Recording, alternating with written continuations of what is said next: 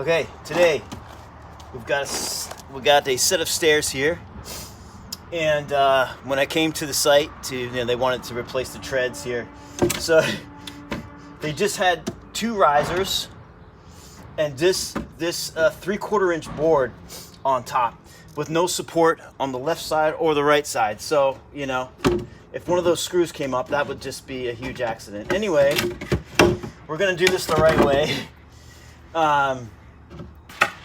So we're gonna get rid of that wood, and I made 2 new stringers. So we're gonna put one on that left side and one on the right side. I'm gonna rotary hammer those into the concrete. There's something funky with this. They, on the top tread here, they extended it back to the house. And I can't remove that top set because it's a part of the weather membrane that they have on top, the epoxy coating that they have on top. So I don't want to disturb that top part. So I'm just gonna have to. That's why I hand cut these new risers to fit on and work with the existing ones that are here, kind of like a retrofit. And then I'm gonna top it with this stuff here. That's just outdoor rated pressure treated wood. They didn't want to do a huge expense on the wood, so that's 1.5 inches and much more sizable compared to that 3/4 inch that was on there originally. Okay, well, I rotor hammered in both the left and the right side new risers. And I use these 5-inch wedge anchors, concrete wedge anchors.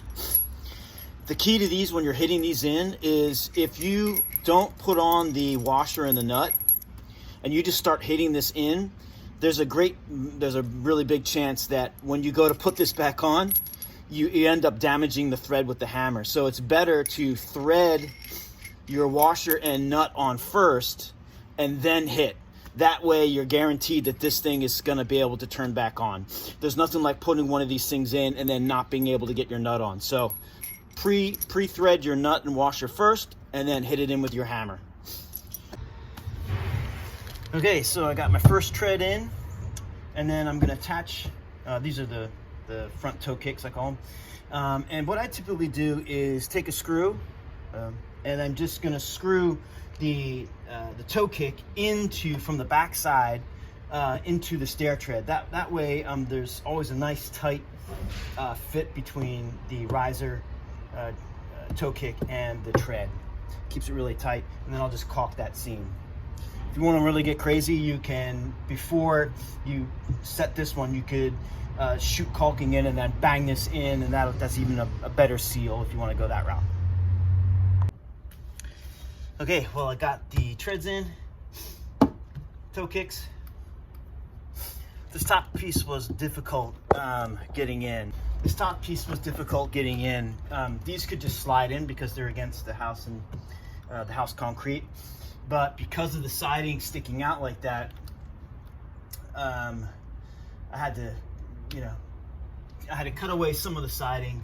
But then I was able to lift this side up really close to the top here and have it a little bit on an angle so that I could slide just basically right in across the top of that, and then to get that flush to the house. So that actually ended up working really well. So I'm happy about that. And now I'm just going to caulk all the gaps, all the places where there's boards coming together and into the house.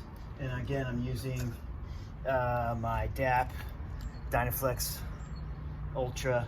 A lot of painters will just use acrylic. Anything but acrylic is going to be better for especially an exterior application where you're going to get a lot of weather, a lot of water on top of it. All right, well, it's all done. I did all the caulking, and remember, with that Dynaflex clear, it goes on white and then it dries clear.